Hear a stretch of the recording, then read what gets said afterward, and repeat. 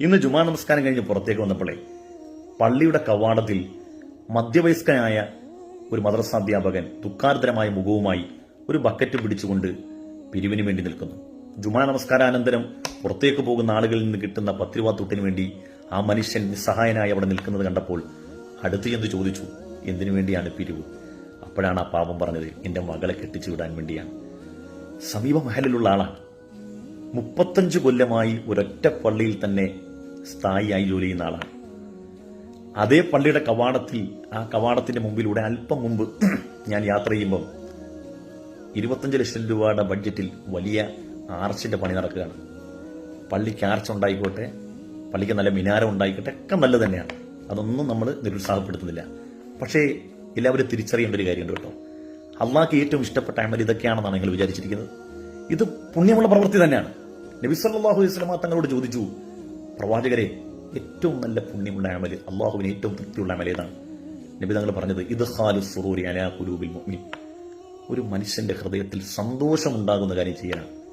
അവന്റെ പ്രയാസം നീക്കിക്കൊടുത്തുകൊണ്ട്, അത് സാമ്പത്തികമായ ബുദ്ധിമുട്ടാണെങ്കിൽ ആ ബുദ്ധിമുട്ട് നീക്കിക്കൊണ്ട്, മറ്റേതെങ്കിലും തരത്തിലുള്ള രോഗാതുരനായി കിടക്കുകയാണ്, അതിന്റെ ചികിത്സയ്ക്ക് വേണ്ടിയുള്ള ഒരു സഹായം ചെയ്ത് അവന്റെ ഹൃദയത്തിൽ സന്തോഷം ഉണ്ടാക്കുന്നെങ്കിൽ അവന്റെ കണ്ണീരിൽ കുതിർന്ന പ്രാർത്ഥന മതി ഇഹവും പരവും നമുക്ക് വിജയിക്കാൻ. സാമ്പത്തികമായി നല്ല ഔന്നിത്യമുള്ള ഒരുപാട് മഹല്ലത്തുണ്ട്. അതേ മഹല്ലത്തിലുള്ള ആളുകൾ രോഗികളും നിരാലംബരരുമായ യതീമീങ്ങളായ അബലകളായ സ്ത്രീകളും രോഗികളൊക്കെ ഉള്ളപ്പം അവർ ഈ മഹല്ലത്തിൽ നിന്ന് കത്ത് മേടിച്ചുകൊണ്ട് വിവിധങ്ങളായ മഹല്ലത്തിലേക്ക് പിരിക്കാൻ പോകുമ്പോൾ, എന്റെ പ്രിയപ്പെട്ട മഹല്ലിന്റെ ജമാഅത്ത് കമ്മിറ്റി അംഗങ്ങളെ, നമ്മളല്ലേ അവരെ സഹായിക്കേണ്ടത്. സാമ്പത്തികമായി വരുമാനം നമുക്കുണ്ടെങ്കിൽ നമ്മുടെ ബാധ്യതയാണ്. കാരണം പടച്ചവന് ഏറ്റവും ഇഷ്ടപ്പെട്ട അമല് ഇത്തരത്തിലുള്ള പ്രവർത്തനങ്ങൾ ചെയ്യാനാണ്. അതിനപ്പുറം നമ്മൾ ഈ കെട്ടിപ്പൊക്കുന്നുണ്ടെന്നും യാതൊരു ഗുണവുമില്ല. ഒരു പള്ളിയുടെ അലങ്കാരം എന്ന് പറഞ്ഞാൽ അവിടെ നിസ്കരിക്കാൻ വരുന്ന ജനങ്ങളുടെ ആധിക്യമാണ്. മുഅ്മിനീങ്ങളായ ആളുകൾ ധാരാളമായി ആ പള്ളിയിൽ വന്ന് കൂടി നിസ്കരിക്കുകയും പ്രാർത്ഥനയൊക്കെ പങ്കെടുക്കലുമാണ് ഒരു പള്ളിയുടെ അലങ്കാരം. അതിനപ്പുറം നമ്മൾ അഭംഗുരം ഭംഗിയുള്ള ലൈറ്റുകളോ അല്ലെങ്കിൽ അമ്പരച്ചുംബികളായ മിനാരങ്ങളോ ബിൽഡിങ്ങുകളോ കൊണ്ടൊന്നും വലിയ കാര്യമുണ്ടെന്ന് തോന്നുന്നില്ല. അള്ളാഹ്ക്ക് ഏറ്റവും ഇഷ്ടപ്പെട്ട പ്രവർത്തനങ്ങൾ ഇതൊക്കെയാണ്. അതോടൊപ്പം തന്നെ നമ്മുടെ മഹല്ലത്തിൽ ഇന്ന് വളർന്നു വരുന്ന പുതിയ തലമുറയിൽ കഞ്ചാവും ലഹരിക്കും ഒക്കെ അടിമകളായി മാറുന്നുണ്ട്. അവരെയൊക്കെ നന്നാക്കാൻ വേണ്ടിയുള്ള നല്ല കർമ്മപദ്ധതിയുമായി വരണം. മാസം ലക്ഷക്കണക്കിന് വരുമാനമുള്ള മഹല്ലുകളിൽ പോലും അവിടെയുള്ള ആളുകൾക്ക് പ്രയാസം വരുമ്പോൾ അവർ വന്ന് കമ്മിറ്റിയെ സമീപിച്ചാൽ അവർക്ക് പിരിക്കാനുള്ള കത്ത് കൊടുത്തുവിടുന്നതിന് പകരം നമ്മുടെ മഹല്ല് ജമാഅത്ത് അവരെ സഹായിക്കാൻ വേണ്ടി സന്നദ്ധമാകണം. ഇപ്പൊ ഞാൻ ജോലി ചെയ്യുന്ന മഹല്ലിൽ വയോവൃദ്ധരായ സ്ത്രീകൾക്ക് പെൻഷനുണ്ട്. അൽഹംദുലില്ലാഹ്, അള്ളാഹു അവർക്ക് അർഹമായ പ്രതിഫലം കൊടുക്കട്ടെ. അത് ജനങ്ങൾ ചില വ്യക്തികളിൽ നിന്നും മാസാന്തരം പിരിച്ചെടുക്കുന്ന പൈസ കൊണ്ട് അവർക്ക് പെൻഷൻ കൊടുക്കുകയാണ്.